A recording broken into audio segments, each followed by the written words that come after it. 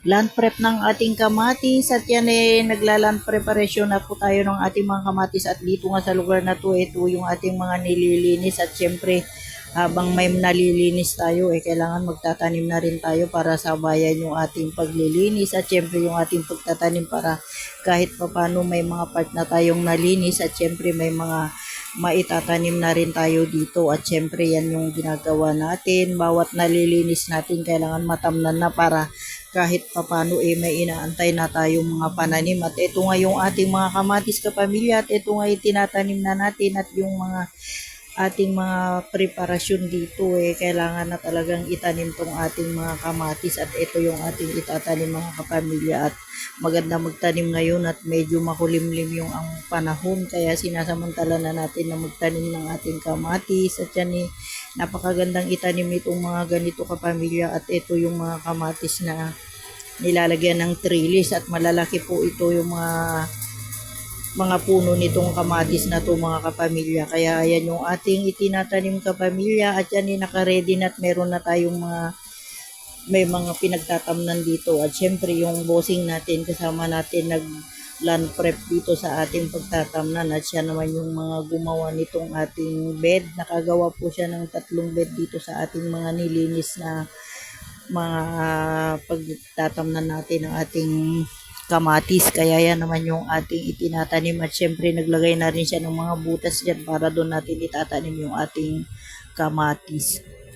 At yan naman mga kapamilya, alam nyo ba mga kapamilya na napakabilis lang din antayin nitong mga ganitong pananim at pagka naitanim mo yan, lalo na kung maganda-ganda yung pinagtamnan natin, maganda rin ang paglaki ng ating mga kamatis. Kaya ito itinataas natin ng mabuti yung ating bed para kahit papano, kahit nag-uulan hindi sila masisira. Dahil ang kamatis mga kapamilya nako, ayaw po niya ng nabababad sa tubig. Kaya napaka-sensitive po nila pagka matubig yung mga puno ng kamatis at lalo na yung mga pinagtatamnan natin pagka yung part na mababa at nababad sila sa tubig nako, ayaw na ayaw po ng kamatis yan. Kaya yan yung ating ginagawa, kailangan medyo mataas-taas ng kaunti yung ating pagtatamnan para umulan man hindi siya gaanong mababad sa tubig.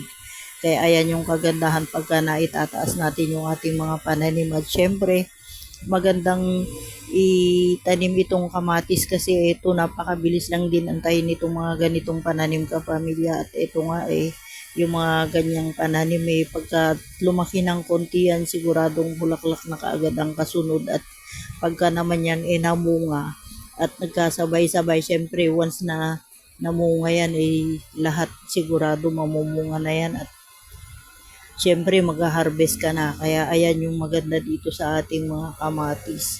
Lalo na itong mga kamatis yan yung pangunahing ginagamit natin pagka nagluluto tayo ng ating mga ulam. Kaya ito isa rin ito sa ating gustong itinatanim mga kapamilya at maganda kasi itong itanim lalo na pagka ganitong tag-ulan at ito nga syempre mabilis lang silang mabuhay pagka ganyang maulan at syempre kailangan maganda talaga yung pinagtamnan natin para kahit papano hindi sila mababad sa tubig.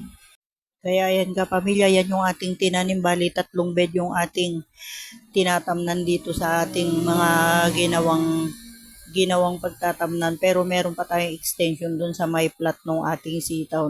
Nag-intercrop din tayo dun sa part ng ating mga taniman ng sitaw para syempre hindi rin masayang yung lupa doon kasi medyo mataas yung lugar na yun at yung space ng ating sitaw nasa gilid at nakasagad siya doon sa may bakod kaya tatamnan din natin yung part na yun para sayang kasi yung lugar o yung space ng ating pinagtamnan ng sitaw kasi malapad-lapad pa yung pwede pang pagtamnan ng ating kamatis at syempre itong ating kamatis sigurado maglalagay tayo ng trellis nito kasi medyo matataas kasi yung puno nitong mga kamatis na to kaya kailangan talaga maglagay tayo ng kanilang trellis at maganda kasi pagka naka-trellis yung ating mga pananim na kamatis matagal silang masira at mas maganda yung pamumunga niya pagka nakataas yung kanyang pinakapuno para yung mga bunga niya lalo na ngayon sa panahon ng tag-ulan hindi mababad sa tubig kasi mas mabilis silang masira pagka namunga at nakababad sa tubig yung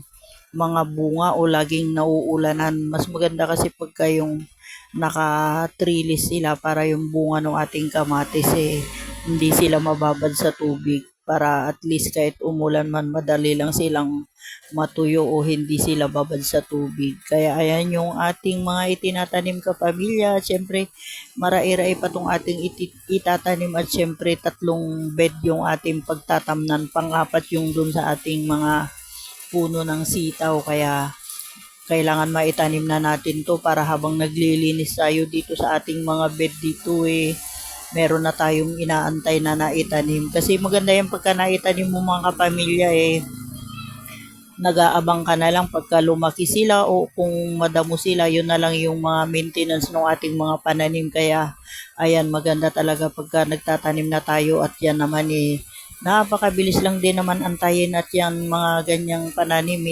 Siyempre, yan ang ating mga kailangan. Kaya ayan yung ating ginagawa. At siyempre, yung ating bossing katulong natin. At yan naghahanda na rin dito sa sunod na bed na pagtatamnan natin para maitanim na rin natin. At yan naglalagay na siya ng mga butas dyan. At may mga pagitan kasi yan. Kailangan pare-parehas yung pagtatamnan natin. Kaya ayan yung ating mga itinatanim kapamilya. At syempre kasama natin yung ating bossing na lagi rin alalay sa ating pagtatanim dahil siyempre kailangan talaga ng ating pagtatamnan kailangan pag nagtatanim tayo meron na kaagad kasunod dun sa ating mga taniman. Kaya ayan si bossing nakaalalay habang tayo nagtatanim para yung kasunod na bed may pagtamnan tayo ulit. Kaya ayan yung ating mga itinatanim kapamilya at syempre natapos na natin tong isang bed at meron pa tayong 3 bed na tatamnan at mamaya i-update ko kayo pag natapos na yung ating natamnan dito sa ating mga pananim.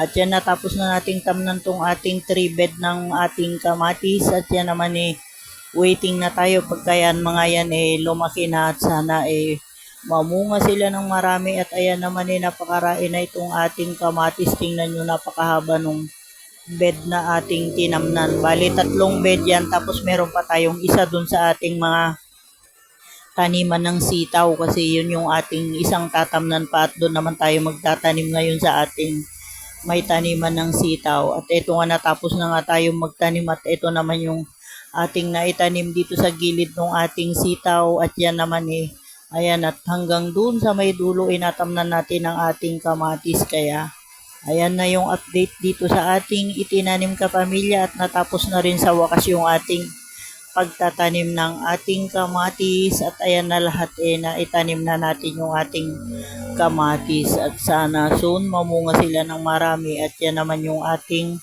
aabangan pagka lumaki na sila at i-update ko kayo mga kapamilya dito sa ating mga pananim.